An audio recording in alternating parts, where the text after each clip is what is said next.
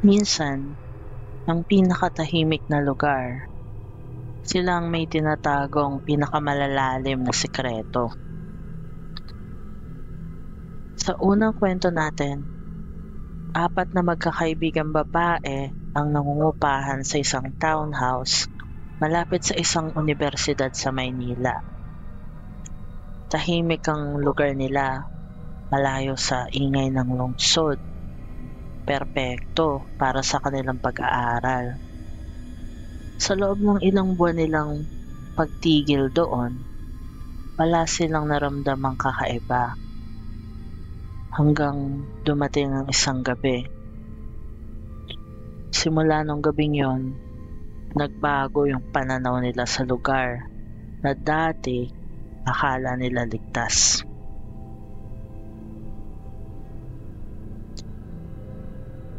Gabi ng Sabado, mga bandang 8:30, nakatambay ang 4 na magkakaibigan sa sala ng inuupahan nilang bahay. Pagagaling lang nila sa isang mahabang linggo ng klase at trabaho. Mga working students sila. Kaya nagpasya silang mag-relax muna, uminom ng konting alak habang nanonood ng pelikula. Habang nagpapalitan sila ng kwento, biglang naalala nila na umorder sila ng pagkain sa isang delivery app. Dahil sakto gutom na rin sila at tinatamad silang magluto. Mga ilang minuto lang pagkatapos nilang umorder sa app, biglang may kumatok sa pinto. Tawanan pa sila. Kasi ang bilis, after nilang maka-order, ando na agad at na-deliver na. Pero may napansin sila dun sa katok.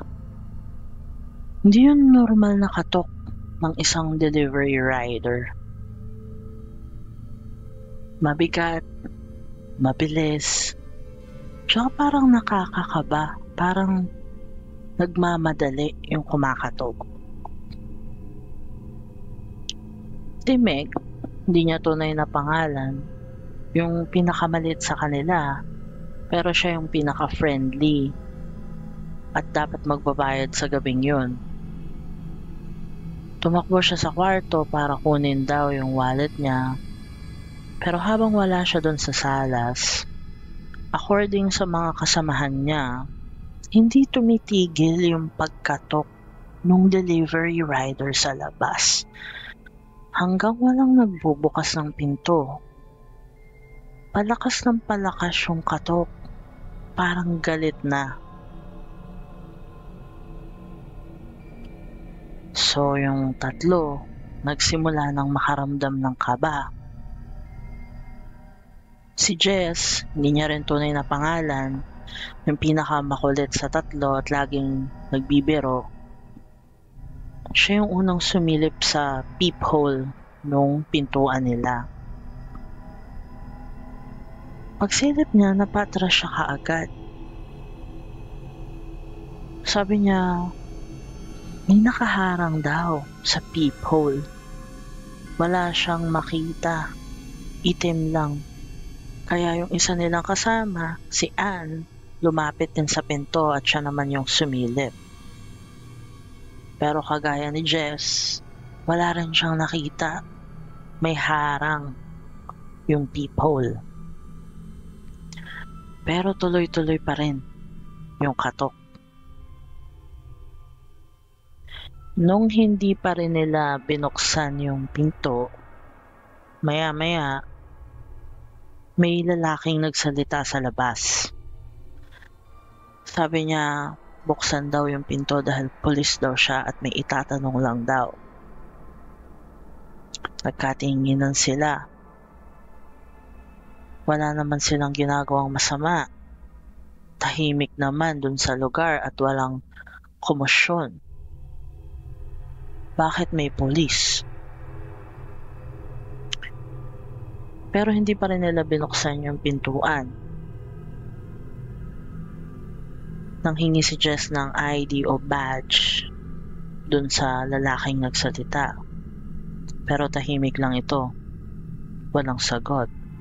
Hanggang sa BAM! Isang malakas na kalabog ang umuga sa pinto. Muntik nang mapasigaw si Mick sa gulat. Mabilis na dinampot ni Jess ang cellphone niya at tumawag ng pulis. Totoong pulis. Nanginginig ang kamay niya habang tinatype ang number. Habang kausap niya yung dispatcher, bigla ulit sumilip si Anne sa bintana at doon nila nakita yung mas nakakatakot na bagay. Di lang iisa yung lalaki, dalawa sila at ang isa ngayon nasa may likod ng bahay nila. Hawak pa rin ni Jess ang telepono. Nagmamadaling ipinaliwanag nila yung sitwasyon na may dalawang lalaking nagpapanggap na pulis at pinipilit silang buksan ang pinto.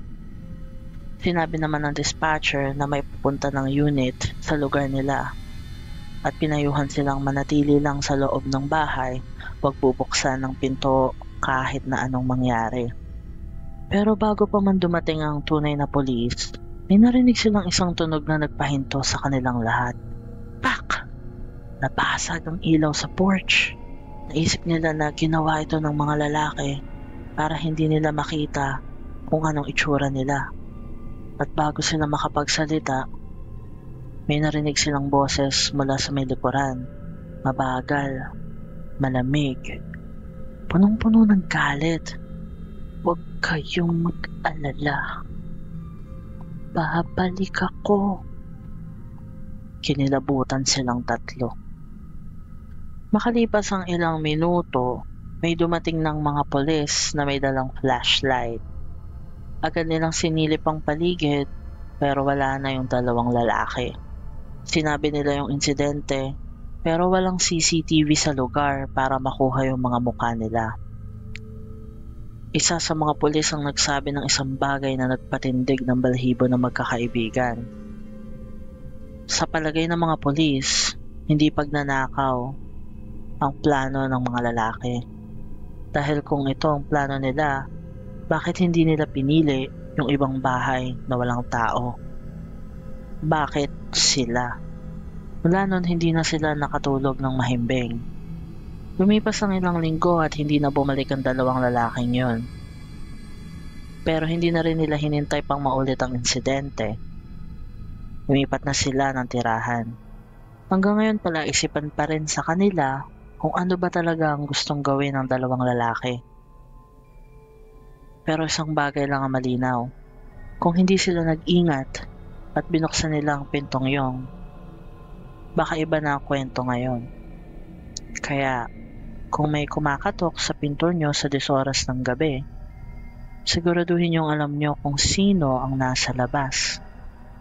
Dahil hindi lahat ng kumakatok ay may mabuting intensyon.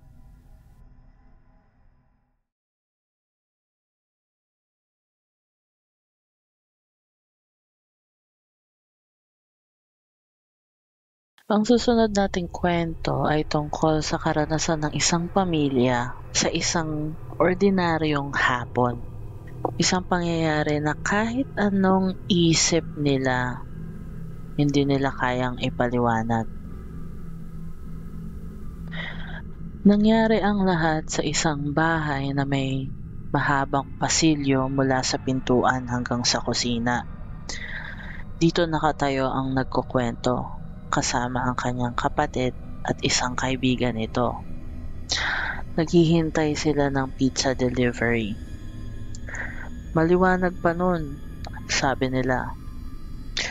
Bandang 1:00 daw yun ng hapon at yung nanay nila ay nasa itaas ng bahay habang yung tatay naman nila ay nasa trabaho. Mula sa kinatatayuan niya sa kusina, kita niya ang pintuan sa harapan, pati na rin ang bintana ng silid ng kanyang mga magulang. Ang pintuan ay may stained glass na may kaliitan lang ang lapad, ngunit kasing taas ng pinto.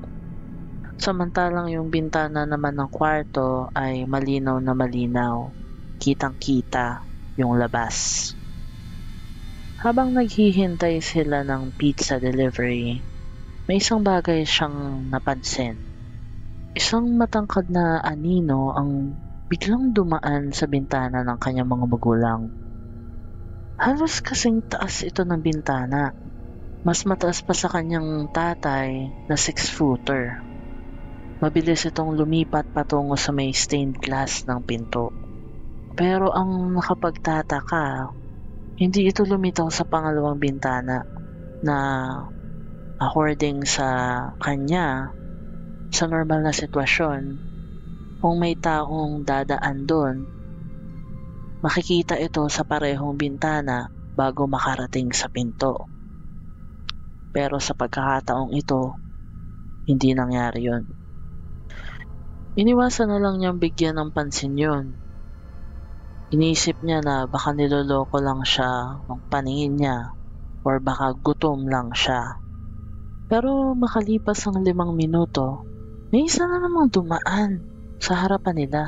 Isang lalaking nakasuot ng orange na high visibility, tulad ng karaniwang suot ng mga trabahador sa construction or yung mga nagtatrabaho sa kalsada. Nakita niya na pababa ito sa pathway papunta sa harapang deck ng bahay. Habang naglalakad, halatang may pag-alog ang kilos nito. Hindi normal na lakad ng isang tao. Pero inisip lang nila na baka ito na yung pizza delivery. Sabay-sabay silang lumapit sa pinto para salubungin niya yung naghatid ng pizza.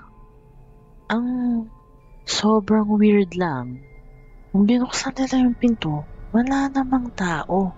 Wala ring sasakyan o kahit anong senyales na dumating yung delivery boy. Sa sobrang pagtataka pa nila, bumaba sila sa harapan para silipin kung may tao sa paligid. Pero wala talaga.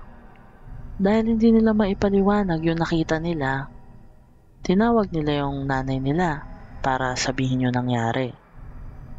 Sa huli, naisip nilang tawagan yung tatay nila dahil may access ito sa security camera ng buong bahay.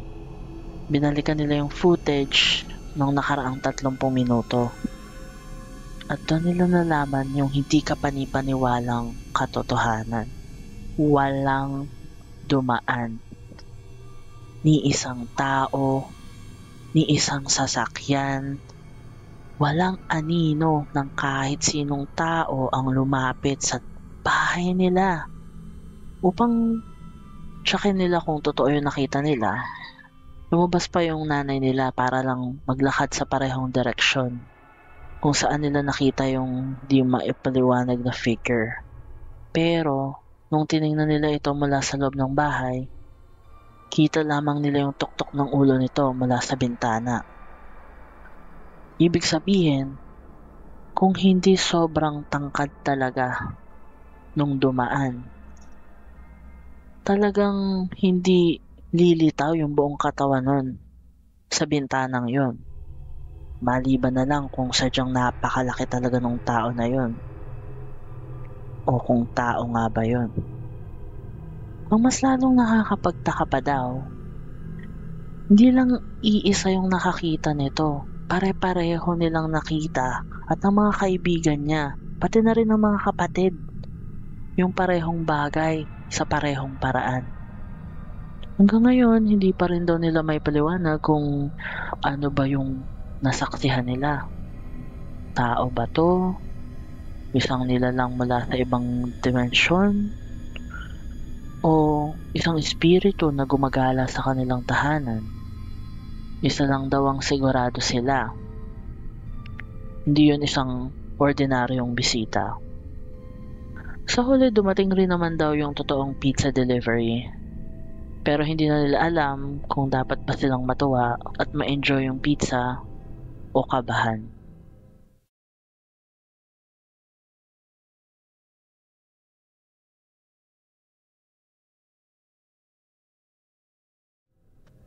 Noong November 13, 2020, kumuha ako ng schedule para sa site ko bilang delivery rider. Hindi ito ang karaniwan kong oras, 8:00 ng gabi hanggang hating gabi. Pero dahil ito na lang ang available at sabi ng ibang rider na malakas ang biyahe sa gabi, sinubukan ko na rin. Maayos naman ang simula ng shift ko at totoo nga na malakas ang biyahe. Wala pang 1 oras, naka-5 delivery na ako. Matapos kong ihatid ang pang-5 order, agad akong nakatanggap ng panibagong booking. Isang iced coffee at cinnamon roll. Wala namang kakaiba, kaya in-accept ko agad. Nang ma-pick up ko na ang order, kinonta ko na ang customer para i-confirm ang delivery. Ang tanging sagot niya lang ay isang salita, okay. Hindi ko na lang pinansin at agad na bumiyahe papunta sa address. Pagdating ko sa village kung saan ihahatid ang order, nagsimula ang hindi ko malilimutang karanasan. Malawak ang village, pero ayon sa mapa, malapit na ako sa destination. Habang binabaybay ko ang daan, nadaanan ko ang isang malaking puno na halos tinatakpan ng buwan. Madilim ang paligid at habang lumalagpas ako ron, biglang nagloko ang GPS ko. Nawala ng signal ang cellphone ko, kaya pinabagal ko ang takbo ng motor para ayusin to. Ngunit sa hindi inaasahang pagkakataon, tuluyang nawala ang mapa sa screen ko. Nang mapansin kong medyo lumayo na ako sa kabahayan, nagdesisyon akong hanapin na lang mismo ang street at house number ng customer. Pero habang nagmamaneho ako, unti-unting nawala ang mga bahay sa paligid. Puro talahiban at bakanteng lote na lang ang nakikita ko. Tumigil ako saglit para magmasid. Patuloy akong bumabagtas sa pagbabang kalsada. Ngunit sa dulo nito, wala akong makitang bahay. Tanging madilim na daan at malawak na bakanteng lote lang. Dahil dito, nagdesisyon akong bumalik. Nadaanan ko muli yung malaking puno. Pero nagtataka ako, wala na ang mga bahay na dapat ay nadaanan ko kanina. Sa halip, puro madilim at abandonadong lugar ang nakikita ko. Kinabahan ako. Pakiramdam ko naliligaw na ako. Pero imposibleng mangyari yon. Dahil sa takot, binilisan ko ang pagpapatakbo ng motor pabalik. Habang bumabagtas ako, may natanaw akong ilaw sa malayo. Naisip ko na baka yun na ang daan palabas, kaya lalo kong binilisan ang pagpapatakbo. Pero habang palapit ako, tila hindi lumalapit ang ilaw. Nananatili itong nasa parehong distansya kahit tinatakbo ko na ito ng halos 15 minuto. Sa gitna ng kaba at pagkalito, biglang may tumahol na aso mula sa kanan. Saglit ako lumingon at sa pagbaling ko pabalik sa daan, may biglang tumawid na matanda mula sa talahiban. Nakayuko siya, halos kuba at mabilis na tumatakbo. Sa bilis ng pangyayari, hindi ko na nagawang umiwas. Bumangga ako sa kanya at nawalan ng kontrol ang motor ko. Sumemplang ako at gumulong sa kalsada at sumadsad ang motor ko sa tabi. Maswerte akong nakasuot ng helmet pero ramdam ko ang hilo at kirot sa kaliwang bahagi ng katawan ko. Habang nakahiga ako sa kalsada, nakita ko ang liwanag na kanina ko pa tinatanaw. Ngayon ay papalapit na sa akin. Ilang saglit pa, may mga taong nagsisigawan. Isakay niyo na sa mobil. Dalhin niyo sa ospital. Naramdaman kong may bumubuhat sa akin. 3 gwardya. Inilagay nila ako sa isang minicab na siyang pinagmumula ng ilaw. Habang bumabalik ang ulirat ko, napansin kong may isang taong nakatayo sa gilid kasama ng mga tao. Ang matandang babae. Nakaitim siya, nakangiti, at kitang-kita mga ngipin. Tahimik lang siya nakatitig sa akin habang isinasakay ako sa sasakyan. Dinala ako sa pinakamalapit na ospital at naasikaso agad. Pagkalipas ng ilang oras, kinausap ako ng OIC ng mga guard na sumama sa akin. Bago ko pa mailahad ang nangyari, nauna na siya magtanong. Anong ginagawa mo ron? Bigla mo na lang binilisan ng takbo mo at bumangga sa malaking puno sa harap ng abandonadong bahay. Napakunot ang noo ko. Hindi ko maintindihan ang sinasabi niya. Iba ang nangyari sa akin. Hindi ako bumangga sa puno. Bumangga ako sa isang matandang tumawid. Kinabukasan, bumalik ako sa village para kunin ang motor ko. Pinakita nila sa akin ng CCTV footage. At sa video, nakita ko nga ang sarili kong humito saglit malapit sa malaking puno. Inikot ang motor, saka biglang bumilis at bumangga sa puno. Walang matandang tumatawid. Naisip kong ipakita sa kanilang address ng delivery ko. Ngunit nang makita nila ito, nagkatinginan ng mga guard. Diyan yan, sa abandonadong bahay, sabi ng isa. Pero wala nang nakatira dyan. 5 taon na nakalipas. Wala nang magpakamatay ang huling nakatira dyan. Dyan mismo, sa loob ng bahay na yan. Nanlamig ako sa narinig ko. Hanggang sa pag-uwi ko, hindi na nawala sa isip ko ang pangyayaring yun. Ilang linggo rin akong hindi nakapasok sa trabaho dahil sa aksidente. At mula noon, hindi na ako pinayagan ng asawa kong bumiyahe bilang rider.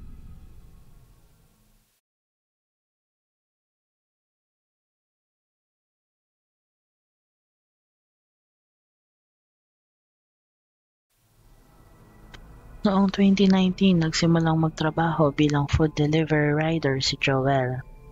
Hindi niya tunay na pangalan. Sa isang kilalang delivery app. Isang hapon, bandang 5:00, tumanggap siya ng order para maghatid ng mango supreme cake sa isang customer na nagngangalang Lisa. Hindi rin niya tunay na pangalan. Sa Taguig. Mula sa pinanggalingan niya, umabot lamang ng 7 minuto ang biyahe patungo sa address. Pagdating sa destinasyon, pumasok siya sa isang tahimik na subdivision na may simpleng disenyo ng mga bahay. Huminto siya sa harap ng isang itim at puting isang palapag na bahay at siniguro munang maayos ang kanyang delivery bago tinawag ang may-ari ng bahay. Ilang sandali lang ay lumabas ang isang babae na nasa edad 30 at maganda ang itsura. Habang hinihintay ni Joel ang bayad, nagkaroon sila ng maikling pag-uusap. Sa kalagitnaan nito, napansin ni Joel ang isang bata na nakasilip sa bintana, nakangiti at nakatingin sa kanya. Dahil dito, pabiro niyang nabanggit kay Lisa na mukhang sabik nang matikman ng kanyang anak ang cake. Bigla na lamang nagbago ang ekspresyon ni Lisa. Matapos ang ilang saglit ng katahimikan, nanginginig ang boses niyang sinabi kay Joel na matagal nang patay ang kanyang anak. Nasawi ito sa isang sunog. Nabigla si Joel at agad niyang binalikan ang tingin ng bintana. Ngunit nawala ng batang kanyang nakita. Habang pinipigil ang kilabot, humingi siya ng paumanhin kay Lisa. Ngunit tila hindi naman ito nagdamdam. Anya, natutuwa siya na kahit sa ibang paraan, nararamdaman pa rin niya ang presensya ng kanyang anak. Magsasalita pa sana si Lisa nang biglang may tumawag kay Joel mula sa di kalayuan. Isang babae na tila nasa edad 30 rin ang nagmamadaling lumapit sa kanya. Sinabi nitong siya ang tunay na nag-order ng cake at nagkamali siya ng address. Paliwanag niya, nais niyang sorpresahin ng kanyang ina kaya inilihis niya ng location upang hindi ito maghinala sa pagdating ng delivery. Naguluhan si Joel sa narinig. Nang ipakita ng babae ang kanyang telepono bilang patunay ng kanyang order, doon niya napagtanto na siya nga ang lehitimong customer. Ngunit ang higit na nagpagimbal sa kanya ay nang tanungin siya ng babae kung sino ang kausap niya kanina. Ayon dito, nakita niyang nagsasalita siyang mag-isa. Sa gulat, ituturo sana ni Joel ang direksyon kung saan nakatayo si Lisa, ngunit wala na itong bakas. Mas lalo siyang natigilan nang mapansin na ang bahay na dapat ay tirahan ni Lisa ay isa palang abandonadong estruktura. Sira-sira at may mga bakas ng matinding sunog. Halos wala na ngang natira sa bahay, kundi abo. Hindi makapagsalita si Joel sa natuklasan. Napalitan ng matinding takot ang kanyang pagtataka nang marinig mula sa tunay na Lisa na matagal nang nangyari ang trahedya sa bahay na yon. Isang mag-ina ang nasawi sa sunog matapos sumabog ang oven habang sila'y nagbe-bake. Wala raw nagawa ang padre de pamilya na nasa trabaho na mga oras na yon. Namutla si Joel sa matinding kilabot. Nauutal niyang sinabi sa tunay na Lisa na may nakausap siyang babae at may nakita pa nga siyang bata sa bahay na yon. Sa narinig, nanlaki rin ang mata ng babae sa takot. Agad niyang binigay ang bayad at kinuhang cake.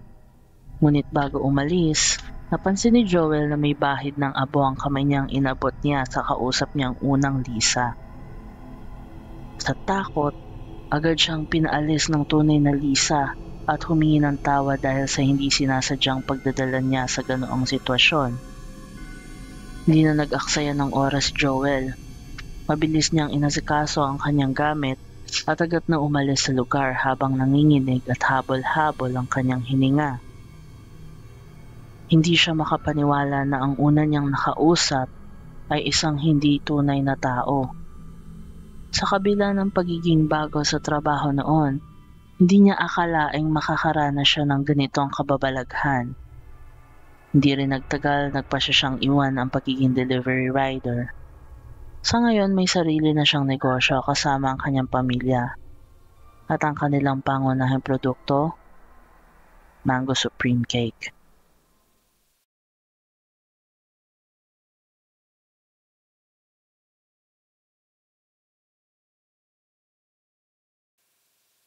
Nais kong ibahagi ang aking kakaibang karanasan sa lugar ng aking tiyahin. Ako ay isang senior high school student na nakatira sa Bulacan. Ngunit tuwing may bakasyon o walang pasok, madalas akong umuwi sa bahay ng aking tiyahin sa isang liblib na lugar na hindi ko nalang babanggitin. Ang kanilang tinitirahan ay malayo sa kabihasnan. Wala sa sentro ng bayan, kinakailangan pang sumakay ng tricycle o service at pagkatapos ay maghabal upang makarating sa kanilang tirahan. Para sa hindi pamilyar, ang habal ay isang motorsiklong may driver na maaaring sakyan. Katulad ng isang mas simpleng bersyon ng Grab, ngunit gamit ang motor. Ang mga habal riders sa lugar na yun ay kadalasang residente rin doon at ginawang hanap buhay ang pagsasakay ng mga pasahero. Kinailangan ito matapos ipasara ng mga homeowners ang pangunahing 6 na taon na ang nakalipas para sa mga sasakyang walang permit. Ang Naralin kung saan nakatira ang aking tiyahin ay may estrukturang parang isang pribadong subdivision. Ngunit ang mga bahay ay magkakahiwalay at karamihan ay malalaking mansyon. Sa pagkakaalam ko, karamihan sa mga nakatira roon ay mga artista at dayuhan. Ang aking tiyahin naman ay kabilang sa mga informal settlers na nakatira sa lugar. Dahil sa pagsasara ng daan, tanging isang mahaba at maputik na landas na halos 1 oras lakarin ang natitirang ruta papasok sa lugar. Mas mabilis ang habal dahil wala pang 30 minutong biyahe. Gayunpaman, ang daan ay pabundok at napapaligiran ng maraming puno. Marami ring abandonadong mansyon at walang street lights. Tanging ang mga ilaw ng mga bahay ang nagsisilbing liwanag sa gabi. Noong nakaraang Pasko, nagpasya akong bumisita sa aking tiyahin at naghabal patungo sa kanilang bahay. Dumating ako sa bayan bandang 8:00 ng gabi. Naantala ng mabigat na trapiko sa may riverside. Pagsakay ko sa habal, napansin kong binati ako ng driver na tila kilala ako. Nakapagtataka ito dahil hindi pamilyar ang kanyang boses. Inisip ko na lamang na maaaring isa siya sa mga dati kong nakasakay noon, ngunit hindi ko lang namukhaan dahil sa kanyang helmet. Habang nasa biyahe, ramdam ko ang malamig na ihip ng hangin, halos katulad ng sa Tagaytay. Pagdaan namin sa bahagi ng ilog, napansin kong walang masyadong bahay roon. Tanging malalaking puno ang nakapalibot sa lugar. Sa kabila nito, hindi ganoon kadilim dahil maliwanag ang buwan. Bigla na lamang huminto ang driver sa tapat ng ilog at sinabing may sasakay pa, sa malamig ngunit mahinahong tono. Inutusan niya akong umusog upang bigyang puwang ang isa pang pasahero. Agad akong sumunod, ngunit nang lingunin ko ang likuran, wala akong nakitang ibang tao. Napaisip ako, bakit magkakaroon ng pasahero sa ganitong oras at sa lugar na yon? Lumingon ako sa driver upang tanungin siya. Ngunit sa halip, napatingin ako sa side mirror ng motor. Dito ko nakita ang isang pamilyar na mukha. Si Kuya Joe. Siya ang habal rider na madalas kinukuha ng aking tiyahin noon. Ngunit 3 taon na ang nakalipas mula nang matagpuan siyang nakabigti sa isang puno sa may ilog. Nanigas ako sa takot. Kitang-kita ko ang kanyang maputlang mukha sa salamin. Halos gusto kong tumalon mula sa motor, ngunit hindi ako nakagalaw. Ilang sandali pa, huling nagsalita ang driver at sinabing malapit na kami. Napansin kong suot pa rin niya ang kanyang helmet, ngunit alam kong hindi ako nagkamali sa aking nakita sa side mirror. Nang makarating ako sa bahay ng tiyahin ko, agad kong ikwento ang nangyari. Lahat kami kinilabutan at nagdasal matapos marinig ang aking karanasan. Hanggang ngayon, palaisipan pa rin sa akin kung ano ang tunay na nangyari nung gabing yun.